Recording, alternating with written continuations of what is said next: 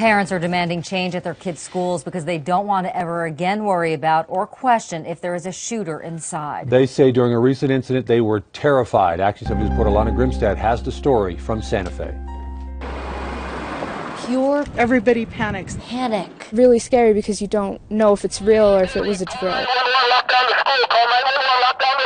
sheer shock. I'd be angry. After finding out what happened. What are we supposed to do? When they thought their kids were safe in school. Parents don't need to wonder if their children are safe or not at school. A few weeks ago, class at Ortiz Middle School was suddenly interrupted and the school went on lockdown. Felt like kind of scary, like someone was going to shoot up the school again. Kids say they hid under their desks and did what they've been trained to do, all the while not knowing what was going on. Was Santa Fe next to make national headlines?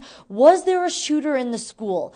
Kids say they had no idea. The not knowing is more traumatizing than if they knew what was happening. The kids tell us some of their classmates even recorded goodbye messages to their parents on their cell phones. That child is thinking that their life is going to end. Turns out it was just a drill.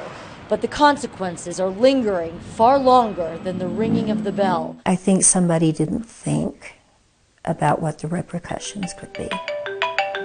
Parents say when they got calls and texts from their children hidden in classrooms and unaware what was going on, they freaked out. In every situation when you're doing a drill, particularly when around sensitive and safety issues, you want to make sure the parents know in advance. That did not happen. In this case, the Ortiz Middle School vice principal did not notify the district or 911 dispatch beforehand. 296. Like school officials say she should have.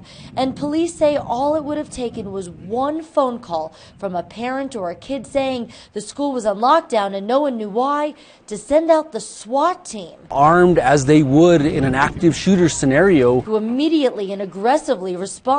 We don't have time to take the what ifs. We have to react very quickly. The district safety director says the students should not have been using their cell phones at school in the first place. Police, parents, and even the governor say that's ridiculous and unsafe because emergencies are exactly why kids have cell phones. We look at some of the scenarios that have taken place throughout the country. Some of the best information that was relayed to emergency responders was information coming from text messages, secret cell phone conversations that were taking place under a desk. At the end of the day, the parent is right. There's an emergency. I want to reach my child, and I want my child to reach me. Governor Martinez says all the parents' panic and the kids' pain. What is sad is how traumatic that is going to be for that child. Was preventable. We could have avoided that. And she wants to see school districts change their policies so no one is left in the dark during a drill again. Tell everybody across the board, this is a drill, and this is how we will behave when and if it ever becomes real. The Santa Fe School District does have procedures when it comes to drills, but who they must notify is not part of them. But school officials say in light of this incident, they'll take a hard look and reevaluate their practices.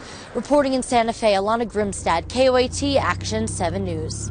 School officials say the reason for the unannounced drills is to really test the system and make sure students and teachers take them seriously. They say it's up to the principal at each school to decide who to warn.